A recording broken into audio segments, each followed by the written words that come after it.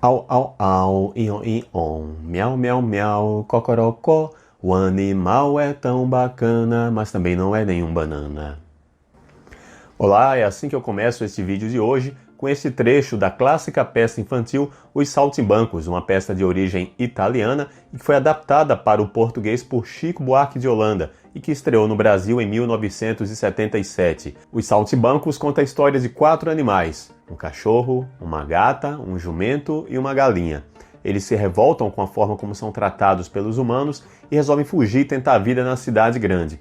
Mas o nosso vídeo de hoje não é sobre os saltimbancos, é sobre uma outra história que também envolve animais que são maltratados pelos seres humanos e que se rebelam contra essa situação e tentam mudar de vida. Então, sem mais história, o nosso livro de hoje é A Revolução dos Bichos, de George Orwell.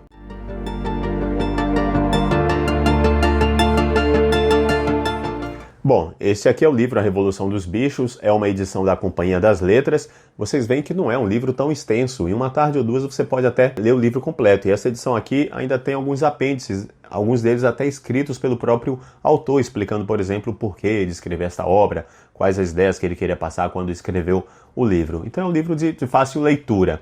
Uma coisa que eu quero falar antes é sobre a tradução. Acho que é importante a gente lembrar, eu já falei nisso lá no vídeo do Laranja Mecânica, as traduções têm certas peculiaridades. Elas não são apenas uma tradução literal da obra original, porque assim sendo, você pegava um tradutor automático ou chamava qualquer pessoa com conhecimento básico de um idioma e do outro e dizia, traduz essa frase e bota aqui, traduz essa palavra e bota aqui. Estava feita a tradução. Mas não, traduções na verdade são versões da obra original e devem ser encarados de fato como versões, não é uma tradução literal.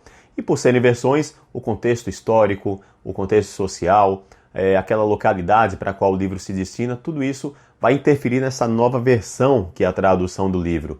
Então, esse texto aqui, ele se baseia numa tradução dos anos 60, quando o livro foi trazido para o Brasil, por um instituto chamado Instituto de Pesquisas Sociais. Era um instituto que estava ligado aos militares, naquela época ali do golpe militar de 64. E quem faz a tradução é um tenente chamado Heitor Aquino Ferreira. Então imagina, um militar, ele faz uma tradução de um livro no instituto que é ligado aos militares e ali pouco depois do golpe militar em 64. Então esse título, A Revolução dos Bichos, ele é uma forma assim meio que de criticar a Revolução Russa, criticar o comunismo, criticar o socialismo. Na origem da obra original tem até um pouco dessa ideia, mas não de forma tão intensa como o livro passa a ser usado depois. Então no original o livro se chama Animal Farm, que seria como a fazenda dos animais, o sítio, a granja dos animais, alguma coisa desse tipo.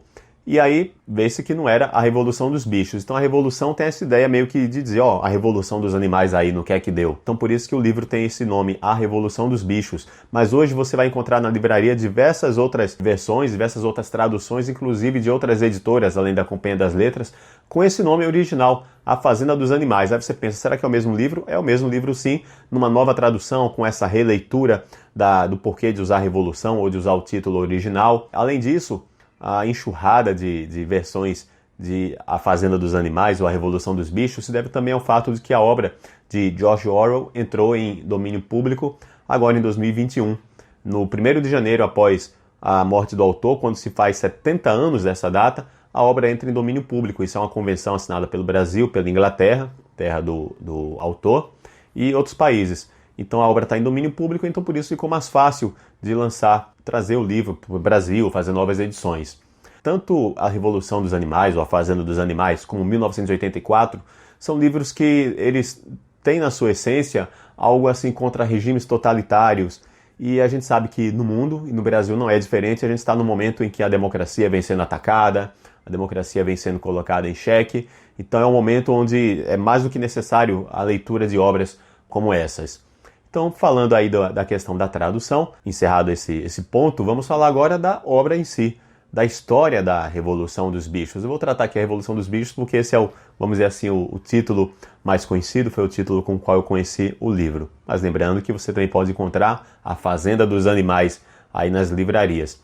Inclusive, há também desenhos animados e versões em quadrinhos. Esses desenhos animados têm algumas particularidades. Um deles foi feito inclusive pelos Estados Unidos com apoio da CIA, porque eles, dentro daquela coisa de fazer uma propaganda anticomunista, essa seria uma forma de você lançar a ideia até entre as crianças, essa crítica ao socialismo, crítica ao comunismo. Então, sobre o que é a história da Revolução dos Bichos? Vamos lá. Eu comecei aqui o vídeo falando dos saltimbancos porque a Revolução também tem como personagens principais os animais.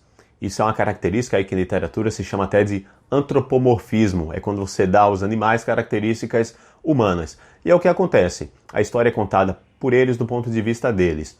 Então os animais vivem numa granja chamada Granja do Solar. E o dono dessa granja, a pessoa que cuida lá da granja, é um homem chamado Jones, que um dia foi até um cidadão bastante responsável com o trabalho, mas depois ele passou a beber, se descuidou um pouco, e os animais já não aguentam ser maltratados, ser mal alimentados, aí sob o domínio de Jones. Então na granja mora um porco já idoso chamado Major, é o velho Major. E um dia o Major chama todos os animais e diz, eu tive um sonho, eu sonhei que um dia a gente vai ser livre, a gente vai viver, vai ter uma sociedade assim livre dos desmandos dos humanos. Eu não sei quando esse dia vai chegar, mas ele vai chegar um dia. Então ele conta um sonho que é mais ou menos esse. E aí poucos dias depois o Major morre. Mas aquela semente de fazer essa nova comunidade animal, livre dos humanos, fica plantada ali no coração deles. E um dia Jones se descuida ali com o alimento dos animais. Ele bebe demais, os peões que trabalhavam com ele também vão caçar e se descuidam ali dos animais. Os animais ficam com fome até à tarde, eles já estão com fome e não aguentam mais.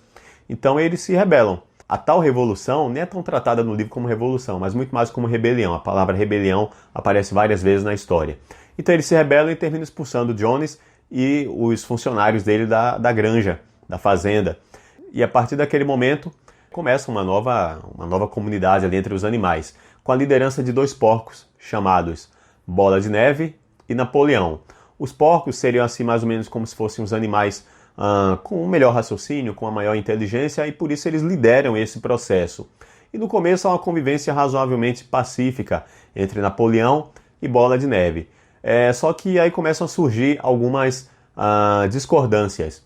E o ponto alto dessa discordância é o momento em que Bola de Neve ele faz alguns estudos e ele diz que é possível construir um moinho para a granja. E ele diz o seguinte, a gente pode construir um moinho, a gente vai poder gerar energia, vamos trabalhar menos, vamos produzir mais, ter mais alimentos com menos esforço, parece tudo de bom. Só que Napoleão ele não é muito a favor dessa história. E aí chega um dia em que ele não tem argumento contra aquela história do moinho e Napoleão ele treinou em segredo alguns filhotes de cachorros, alguns cachorrinhos, e de repente esses cachorros cresceram e ficaram ferozes. E aí, num dado momento em que Napoleão não tem argumento contra essa ideia do moinho, esses cachorros eles avançam sobre Bola de Neve, atacam Bola de Neve de modo que Bola de Neve tem que fugir da granja. E ele foge, não retorna mais, e aí Napoleão assume o comando da granja. Até aí já houve ali um golpe, mas Napoleão ele vai ser o líder, porque os porcos são mais inteligentes, enfim. É composta uma canção chamada Bichos da Inglaterra.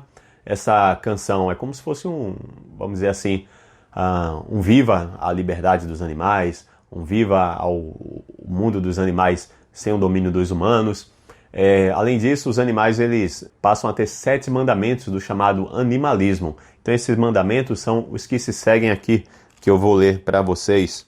Qualquer coisa que ande sobre 2 pernas é inimigo. É uma forma meio que de romper com tudo aquilo que representa os humanos. O que andar sobre 4 pernas ou tiver asas é amigo. Nenhum animal usará roupa. Nenhum animal dormirá em cama. Nenhum animal beberá álcool.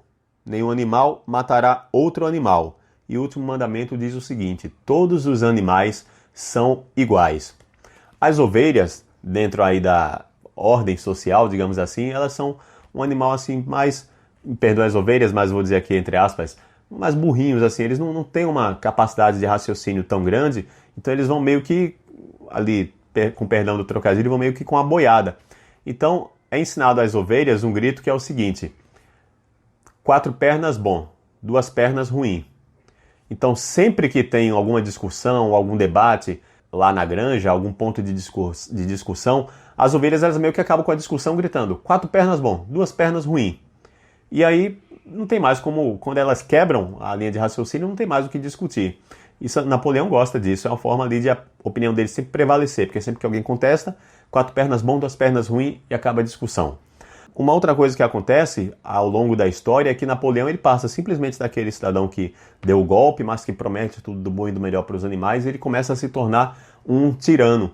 Então, ele começa a manipular a opinião dos animais, começa a manipular até o pensamento deles. E sempre que alguém contesta alguma situação, Napoleão vem com uma história assim de: vocês querem que Jones volte? Vocês já viram isso em algum lugar, essa conversa de vocês querem que ele volte? Vocês querem que eles voltem?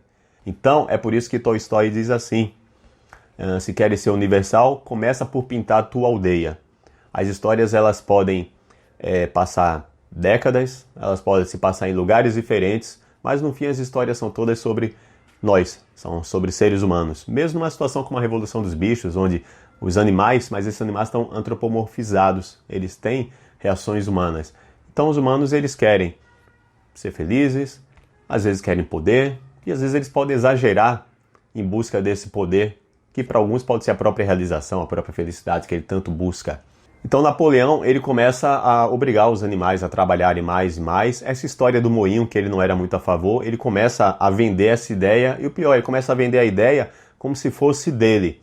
Tudo que for referente à Bola de Neve passa a ser condenado. Bola de Neve vira uma espécie de pária. Napoleão ele consegue manipular a opinião de tal forma que ele começa a dizer que Bola de Neve, que participou junto com ele na rebelião que tirou Jones do comando da fazenda, ele começa a dizer que Bola de Neve estava, como se diz aqui no Nordeste, macomunado com Jones. E alguém diz assim: ué, mas ele chegou até a receber uma medalha. Sim, isso aconteceu, Bola de Neve recebeu uma medalha pela bravura naquela batalha. E aí Napoleão diz: não, isso é coisa da cabeça de vocês. Sempre que alguém contesta, dizendo: não, mas tal coisa aconteceu, ele diz: não, isso é coisa da cabeça de vocês, já se passou o tempo, vocês não estão lembrados. A verdade é essa que eu estou dizendo. Tem um cavalo na fazenda que ele é um exemplo do trabalhador, o nome dele é Sansão. E Sansão, ele tem 2 lemas. Um é: trabalharei mais e mais. Ele já está ficando velho, sem tantas forças, mas ele diz: agora eu vou trabalhar mais ainda. E a outra frase dele é: Napoleão tem sempre razão. Ele não tem muito um juízo crítico assim, mas Napoleão falou, tá falado. Ele aceita. Não é que ele apoie Napoleão, mas ele, se Napoleão falou, tá certo. Então vocês notam as alegorias que tem aqui dentro da história. Quando George Orwell escreve A Revolução dos Bichos, ele conta num dos apêndices aqui do livro que ele viu alguns horrores na Guerra Civil Espanhola, a forma ali como o socialismo vinha sendo aplicado depois da Revolução Russa, a forma como Stalin geriu a Rússia.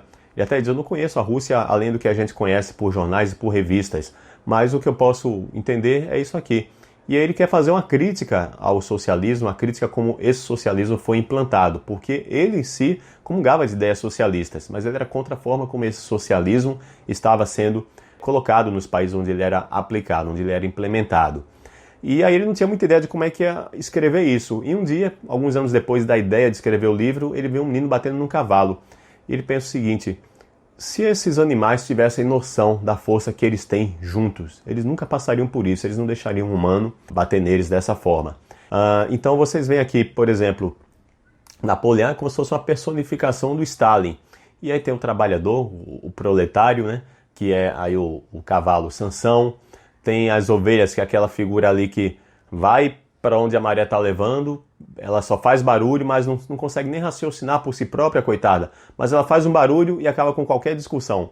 Vocês notam que isso parece com algum país aí da América Latina, onde tem muito barulho atualmente, e há líderes, na verdade, de um lado, há líderes de outro, e as pessoas às vezes elas não param para pensar, para raciocinar: peraí, o que é que essa pessoa está falando? Isso aqui está correto? Ou o que é que aquela pessoa está falando? Isso aqui tem algum fundo de verdade? Então, é meio que uma crítica que se torna cada vez mais atual. Por isso também que a Revolução dos Bichos está presente aí com tanto peso nas livrarias. Como é que a história continua? Napoleão ele vai ficando cada vez mais... A gestão de Napoleão é cada vez mais terrível. Os animais eles notam que a granja está começando a ficar rica, mas a riqueza não pertence a eles. Outra crítica. Os países até ficam ricos, mas eles não dividem a riqueza entre a sua população. Napoleão cada vez mais tirano. Ele chega até a matar animais. Lembra daquele mandamento que dizia que nenhum animal seria morto? E aí quando os animais questionam: ué, mas não era proibido matar animais? Aí Napoleão e Garganta, que é uma espécie de porta-voz deles, não, é proibido matar animais sem motivo. Não, mas não era isso que o mandamento dizia. Não, o mandamento sempre disse isso. Vocês estão se esquecendo, eu sei que já vai muito tempo, mas vocês estão se esquecendo da história. De fato, é proibido matar animais sem motivo. Então os mandamentos começam a ser modificados ao bel prazer dos interesses de Napoleão. Então, onde ele vai tem a tropa de cachorros, assim como uma milícia para protegê-lo de qualquer ataque, de qualquer oposição. E quem ousa ser contra Napoleão, ou quem ousa até lembrar de Bola de Neve, pode ser sumariamente executado. Então, os mandamentos, por exemplo, é proibido dormir em camas, depois os porcos estão dormindo em camas e os animais contestam, mas não era proibido, né? É proibido dormir em camas com lençóis. Sem lençóis pode. É proibido beber álcool, mas os porcos estão se embebedando. Não era proibido beber álcool? Não, vocês estão equivocados. É proibido beber álcool em excesso. Então, o que acontece é que, no fim, essa granja dos animais, que após a rebelião passou de Granja do Solar para Granja dos Animais, está cada vez mais parecida com aquele período em que Jones reinava ali. E o terror está tomando conta, todo mundo tem medo, ninguém ousa contestar, até a canção Bichos da Inglaterra ela é meio tirada de ordem e é colocada uma outra canção em homenagem ao camarada Napoleão. Então você vê que tem essa personificação de Napoleão como o grande líder. Então acho que a gente já viu isso aí em alguns locais, o grande líder, o supremo comandante, o grande general, o capitão. Então, em vários locais do mundo onde se ocorre uma revolução ou uma rebelião com essa promessa de que agora vai ser melhor, o que se vê na verdade é que uma pequena elite é que toma conta ali do poder, oprimindo a população, às vezes oprimindo até fisicamente, com prisões, com torturas, com morte. E ai de quem se rebelar contra isso, ai de quem denunciar essa situação. Até a história é modificada. Como eu falei, os mandamentos, os 7 mandamentos dos animais, eles são mudados. Por fim, aquele último mandamento, que todos os animais são iguais, ele é modificado para todos os animais são iguais, mas alguns animais são mais iguais que outros. Aquela rixa que havia entre humanos e animais, com o tempo, Napoleão ele começa a negociar ali com os seres humanos, começa a fazer negócio mesmo, começa a vender para os humanos. De tal forma que os humanos estão até comendo na mesma mesa que Napoleão. Então isso é uma crítica que Orwell faz também, porque embora o socialismo ali pós-revolução russa Stalin estivesse fazendo ali horrores, ele não era atacado pelas nações ditas democráticas. Por quê? Porque a gente estava na Segunda Guerra Mundial e Stalin era aliado dos Estados Unidos, era aliado da França, aliado da Inglaterra. Então por isso que Stalin estava ali na mesma mesa que os países chamados os aliados. Só depois é que a visão americana sobre Stalin muda e aí eles passam a ver o comunismo de uma outra forma e aí os veem como inimigos. Mas isso foi lá nos anos 40, na Segunda Guerra. Mas você vê isso hoje, ditadores em diversos países do mundo que, de acordo com as conveniências econômicas, geopolíticas, eles são recebidos como chefes de Estado. No entanto, ditadores de outros países onde não há esse alinhamento ideológico, esse alinhamento político e econômico, eles são vistos como os ditadores que devem ser derrubados em nome da democracia. Então você vê que a história ela vai, como dizia Marx, às vezes a história vai se repetindo. Voltando à história de Tolstói, se você quer ser universal, começa pintando a sua aldeia. Aquela história certamente vai se repetir em uma outra época, no outro país. Eu queria, por fim, ler o último parágrafo do livro. Tá lendo o último parágrafo, vai contar como a história termina? Não, você pode ler o livro, não tem problema nenhum em ler esse último parágrafo, mas ele vai exemplificar o que eu quero dizer, a que ponto chega essa revolução aí desenvolvida pelo porco Napoleão, onde os bichos deveriam ser livres dos animais. Veja a que ponto chega a revolução. O último parágrafo do livro, ele fala exatamente assim: as criaturas de fora olhavam de um porco para um homem, de um homem para um porco, e de um porco para um homem outra vez. Mas já era impossível distinguir quem era homem, quem era porco. Então veja a que ponto chegou a revolução. Na verdade, aquele que derrubou o domínio humano, ele agora está comungando dos mesmos ideais dos humanos, de forma até que eles estão fisicamente parecidos, não dá nem para dizer quem é quem mais. Então aquele ideal lá do velho major, que a gente ia ter um dia uma comunidade livre dos desmandos dos homens, ficou-se livre dos desmandos dos homens, mas e os desmandos agora dos animais? Então acho que essa é a grande lição da Revolução dos Bichos, quando a gente vê a história de certos movimentos, de certos salvadores, é bom a gente olhar isso com uma certa desconfiança, principalmente se o povo, nesse caso que os animais, eles não estão ativamente participando desse processo. Quem está liderando esse movimento? Essa pessoa, será que ela não tem outros interesses? Será que de fato ela quer criar uma nova sociedade igualitária? Ou na verdade ela quer apenas derrubar uma ordem e estabelecer a própria ordem e beneficiar a si e aos seus? Então eu acho que essa é a grande mensagem da Revolução dos Bichos e que vale também para os dias atuais. Orwell ele queria criticar a implementação do socialismo ali pós-Revolução Russa, embora ele fosse também um socialista, mas a obra dele passa a ser usada, principalmente depois da morte dele, como uma propaganda anticomunista. Tanto é que a CIA faz um desenho animado, que vou até deixar o link lá na descrição, e vou deixar também aqui o card com o link para esse desenho. E é uma forma de fazer propaganda contra o comunismo, contra o socialismo. Então é bom a gente também ter essa ideia de como uma obra, às vezes, ela pode ser desvirtuada do seu contexto original e ser usada para atender a outros interesses. Então é isso, muito obrigado pela presença, tenham todos um bom dia, boa tarde, boa noite.